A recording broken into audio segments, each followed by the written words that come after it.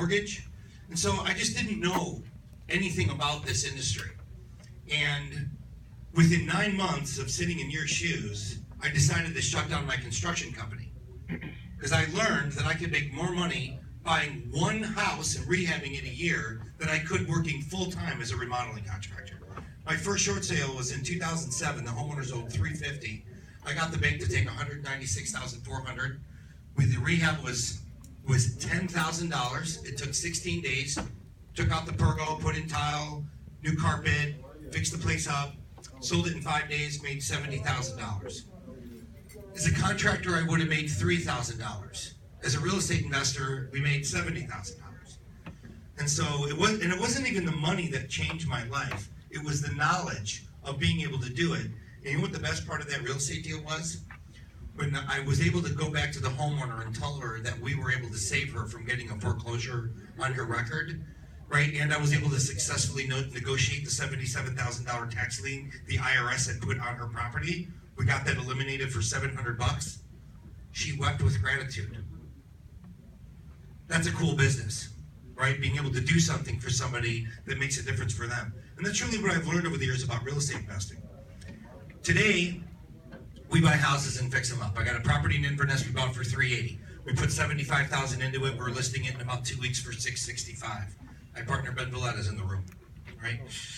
We bought 2 other properties in Barrington. One for $225, ARV $750. We're putting a $300,000, 1,100 square foot addition on that property. That one's got a general contractor. I lifted a hammer on that.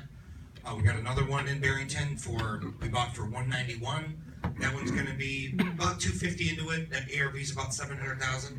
We just bought a property in Buffalo Grove, right? We got Jim back in the back room here. He's running that project.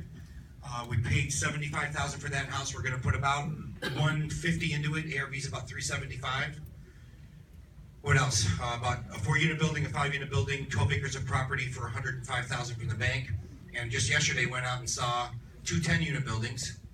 And the 10-unit buildings, net cash flow income with both of them will be about $120,000 a year.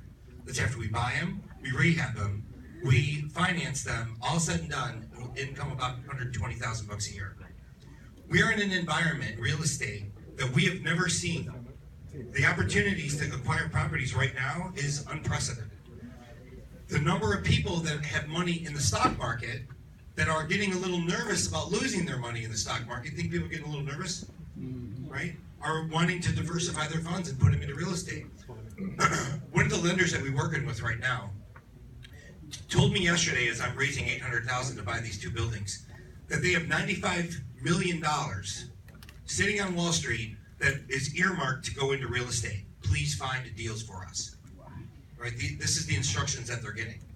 So a lot of people think I need my own money to do real estate. One of the things that we do in our study groups is that we learn how to start corporations, build credit inside of corporations to become attractive to people that have capital so that they'll invest in you and they'll invest in the deals that you find. That's one of the greatest values of being a part of a group like this. When you're out there by yourself as a lone wolf, it's not easy to convince people that have money to lend it to you. When you're a part of a team of people that can get stuff done and have a proven record, it's a lot easier to be able to leverage the experience of others to be able to get into properties a lot easier.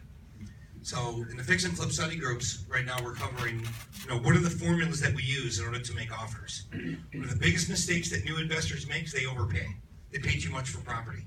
Right, so we use mathematical formulas and analyses of our fix and flips to make sure that we are offering what we need to offer to get those properties done right. The second thing we do, how do we find deals that are not on the market?